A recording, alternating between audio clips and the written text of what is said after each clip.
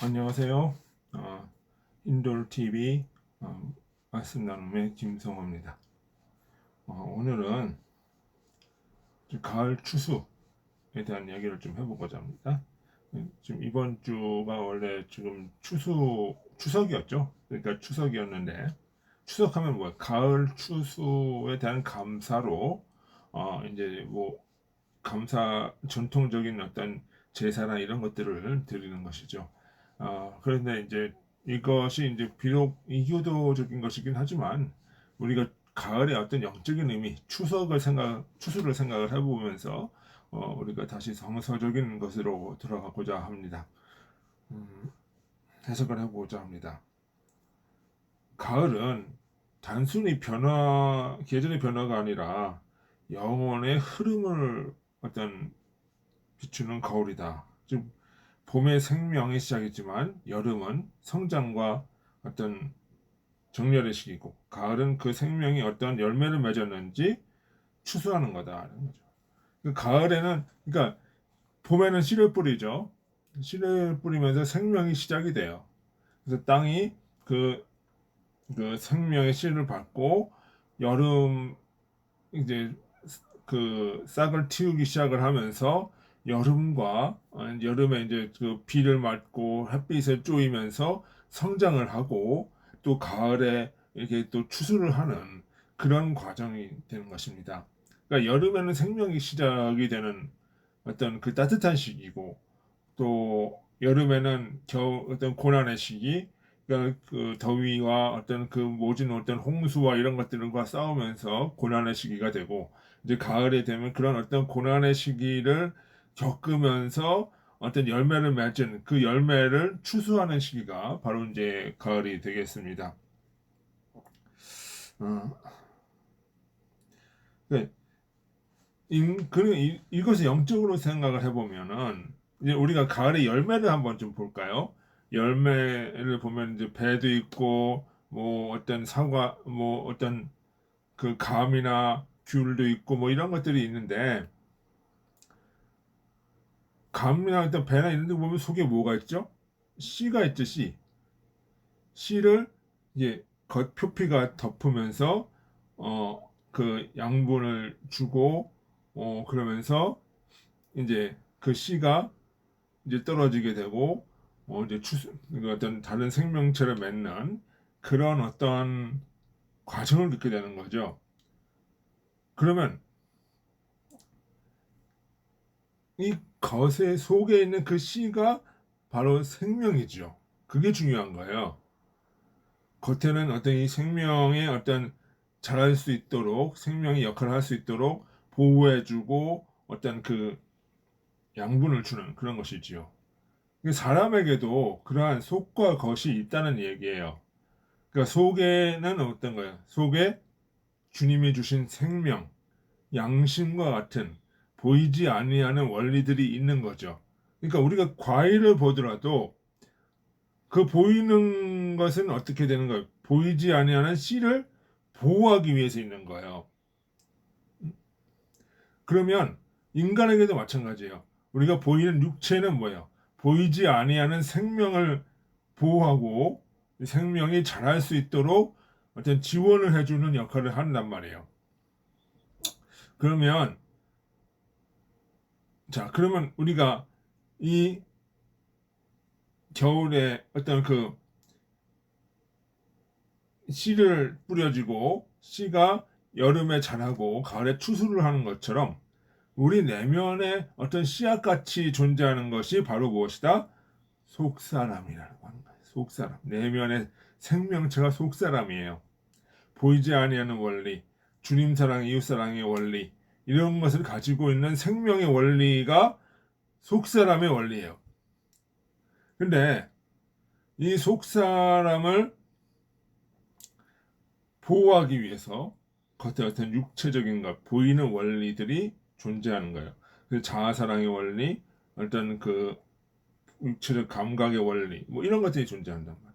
그러니까 이것을 영과 육으로 표현을 하기도 하지요. 속 사람의 어떤 원리, 즉 주님 사랑, 자아 사랑의 원리, 주님 사랑, 이웃 사랑의 원리를 위해서 자아 사랑의 원리가 그 것을 보호해주고 이것을 이끌어 일단 그 보호해주는 원리, 도와주는 원리가 이제 형성이 되는 거야. 왜?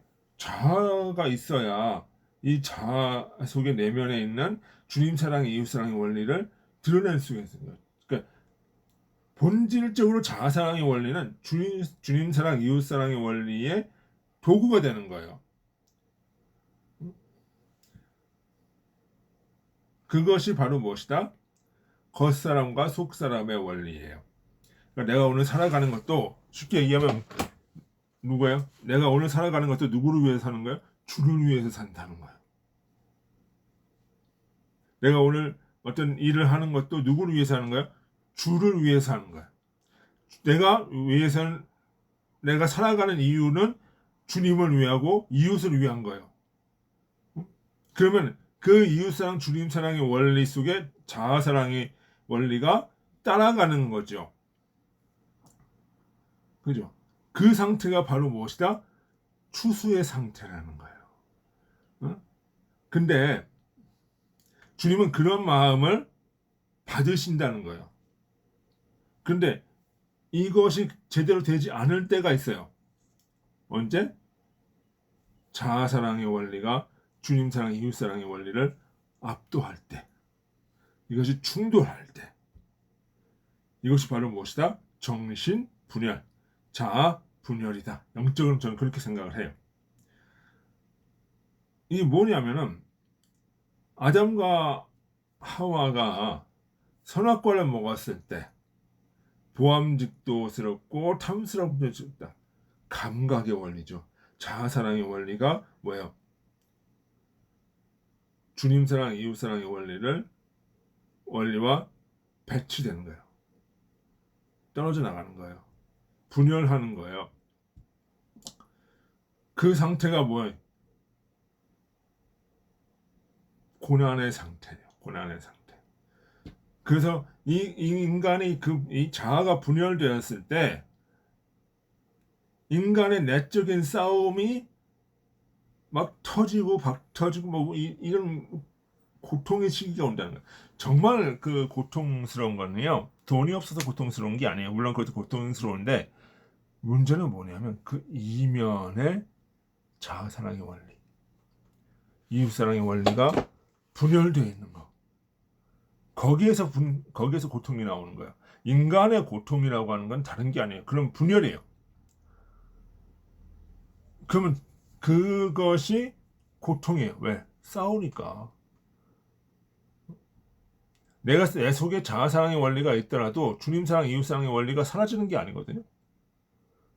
충돌을 한단 말이에요. 그래서 전쟁이 벌어진단 말이에요. 그래서 오호라는 공고한 자로다라고 하는 그 바울의 탄식이 나오는 거예요. 그것이 뭐예요? 여름의 상태, 고난의 상태란 말이에요. 근데 그런 모든 고난을 극복해 나가고 이제 성숙한 삶에 이르렀을 때는 어떤 거예요? 고개 뭐야?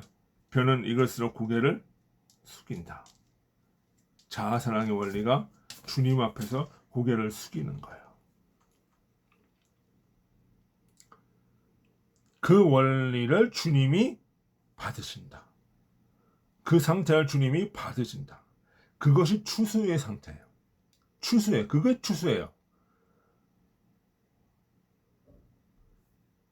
자아사랑의 원리가 주님 사랑, 이웃 사랑 앞에 무릎 꿇고 고개를 숙일 때 그 원리가 바로 주님 사랑, 이웃 사랑의 원리다. 이렇게 봐야 된다는 거죠. 그러면 우리는 어떻게 해야 될까? 그럼 우리 이 추수의 원리를 보면서 우리는 무엇을 생각을 해야 돼요? 아, 내 속에 있는 씨앗, 속사람의 원리가 이것이 생명의 근원이고 내 겉사람의 원리는 이 생명을 보호하기 위해서 존재하는 것이구나. 자아라고 하는 것은 주님 사랑, 이웃 사랑의 원리 앞에 고개를 숙이고 그 원리를 향해서 그 원리를 목적으로 하고 이끌림을 받아야 되는 거구나. 이것이란 말이에요. 이것이 깨질 때 어떻게 돼요? 자아 사랑의 원리 안에 종교가 들어가게 되고, 그러니까 종교가 개인의 탐욕을 위해서 이 어떤 이용을 당하고, 정치가 이용을 당하고, 어떤 모든 것을 어떤 이기심의 도구로서 채워지게 되는, 그러면서 혼란이 야게 되는 그런 상태가 되어진단 말이에요. 주님의 십자가라는 것은 다른 게 아니에요. 자아를 죽이는 거예요. 자아를 주님 사랑, 이웃 사랑 원리 앞에 고개를 숙이고 그에 위한 도구로서 되는 거예요.